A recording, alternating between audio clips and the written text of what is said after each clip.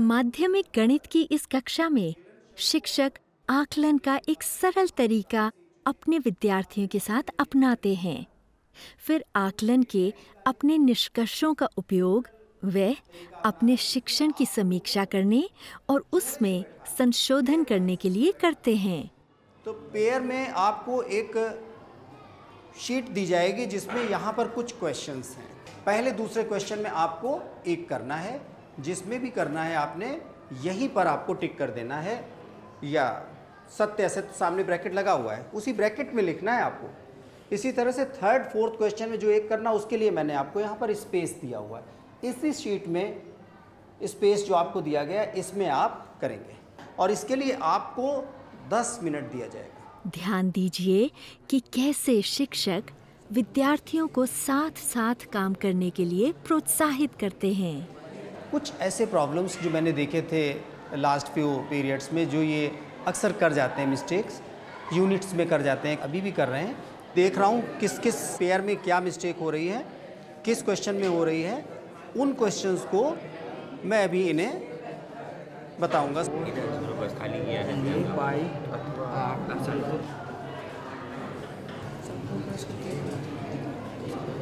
मैंने सबका pair wise name लिख रखा है और इनके सामने हमने कुछ कॉलम बना रखे हैं जिसमें हम इनका सरफेस एरिया का कॉन्सेप्ट देख रहे हैं। तो इसे हम यहाँ पर मार्क कर रहे हैं कि इनको कितना आइडिया है उसका।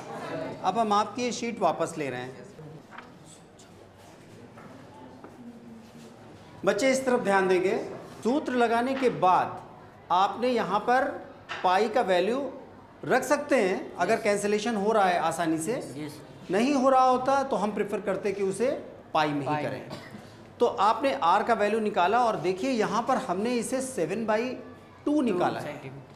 अगर आप चाहते तो 3.5 भी इसे लिख सकते हैं। लेकिन शिक्षक अपने विद्यार्थियों के जवाबों का विश्लेषण करते हैं और अपने शिक्षण को उन बिंदुओं पर केंद्रित करते हैं जहां अभी भी अवधारणात्मक गलतफहमियां बनी हुई हैं।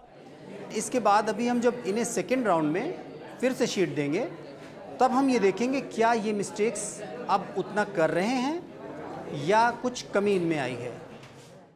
कक्षा में एक लड़की के होने के कारण यह सुनिश्चित किया जाना महत्वपूर्ण है कि वह सब गतिविधियों में शामिल है और उसे भागीदारी और सीखने के अवसर मिल रहे हैं।